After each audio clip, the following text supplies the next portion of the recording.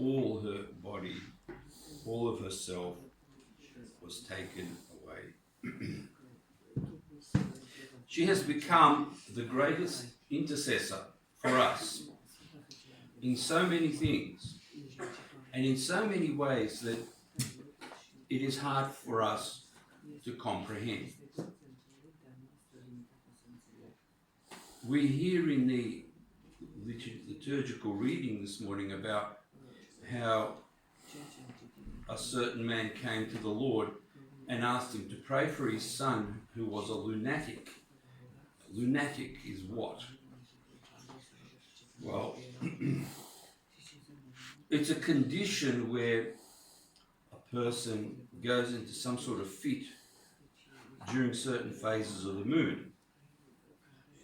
In reality, it has nothing to do with moon phases, but the evil spirits wanting to undermine and blaspheme the beauty of creation choose these sorts of things to attack others so that blame can be put upon that creation that God made and that was very good.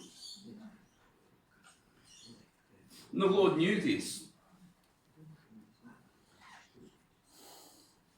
This business with a lunatic is actually, in our times, blown out into the whole realm of astrology, where all sorts of heavenly bodies are examined and considered in various ways, and predictions and prophecies made about them.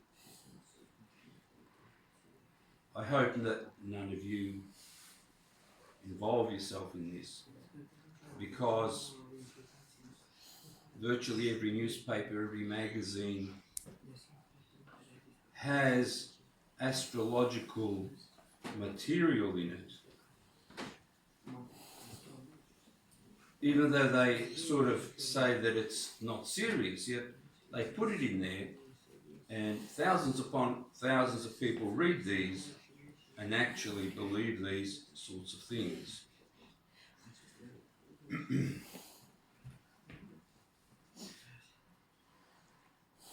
I remember not that long ago meeting a priest monk here in Melbourne who had doubts. See, these apostles came to the Lord and said, "Why couldn't we not cure this young man?" And he said, "It's on account of your lack of faith, because this kind does not go out except by prayer and fasting." This particular priest monk, lovely man, had very bad condition, part of his body, so much so that he could not turn his head to one side. And one day, when he was on a pilgrimage to Mount Athos, which is known as the Garden of the Mother of God, there are numerous icons there, miraculous ones, attributed to her. And he came across this very small icon, and some of them have inscriptions about some of the history of that icon and some of the important things that are associated with the Mother of God. And he read this inscription standing before this icon, and a sort of a sarcasm or whatever made him to think something along the lines of,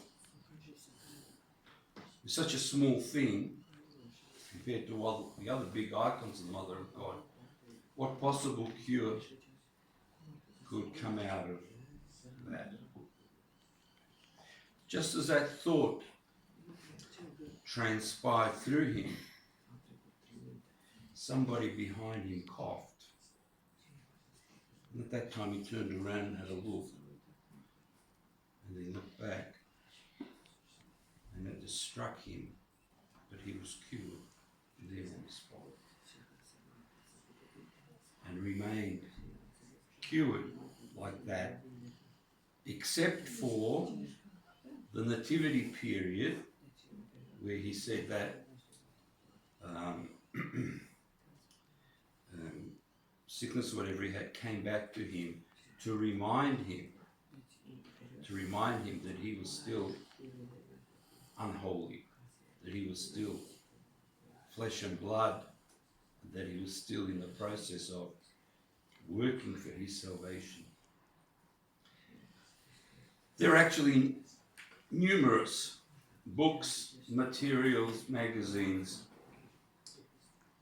about the Mother of God and about her intercession and her work on earth in healing people, in showing them the way, and in getting them out of some of the most impossible situations. I hope on this account that all of you have a favourite icon of hers, because there are dozens and dozens of icons of her, and they all have a particular name based on some sort of history, whatever. And that you intercede to her every day, that you glorify her and praise her and ask her for any of your particular needs.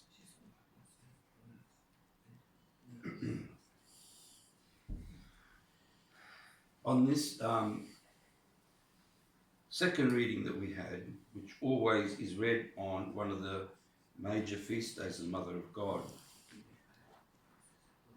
we learned that the most important thing for us is not to bother too much about preparing tables and all these sorts of things to eat and drink and bring Mary. All that's good, as long as it doesn't interfere with the one thing needful. And the one thing needful is to sit at Christ's feet and listen to his words. In other words, to study the things that Orthodoxy has for us and to put them in action. Through that, the soul will be saved. We also have there, which we bring out every year, also a tiny little icon of Saint Rufina.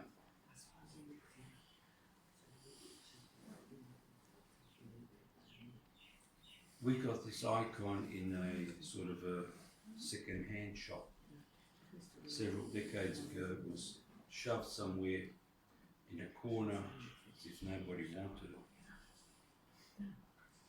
When we picked it up and dusted off the dust, we noticed that on the back of it there was a blessing written by the hand of the Abbess Rufina, the Holy One from Russia.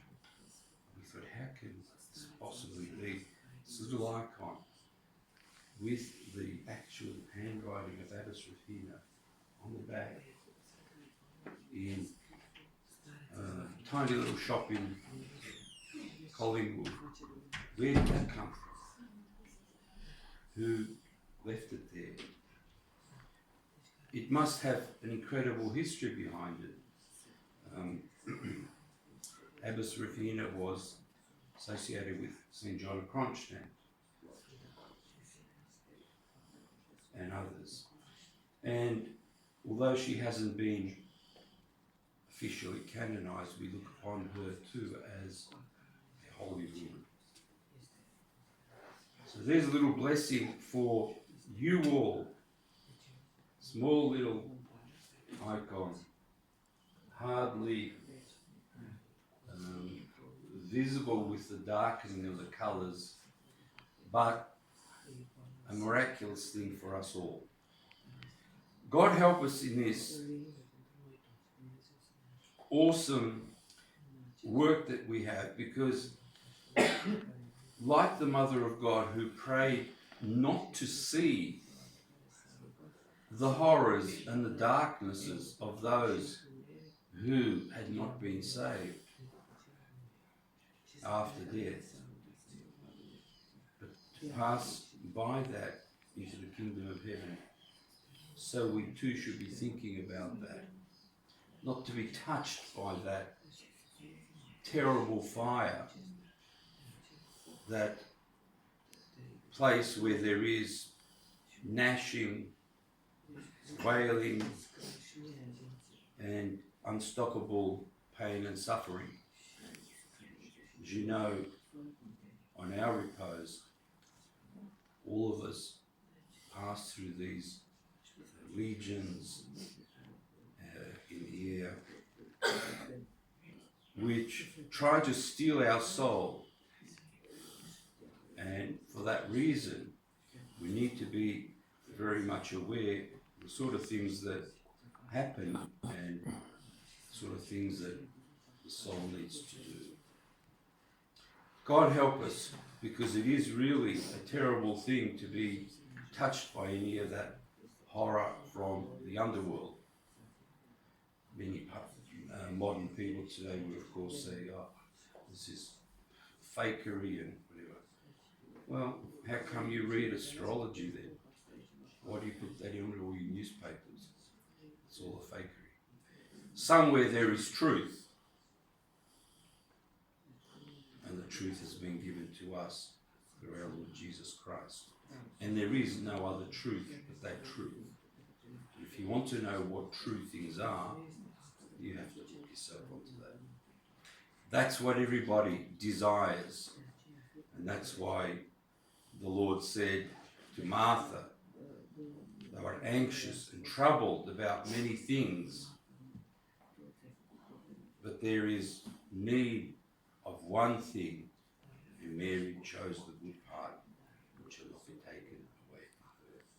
God help us to choose the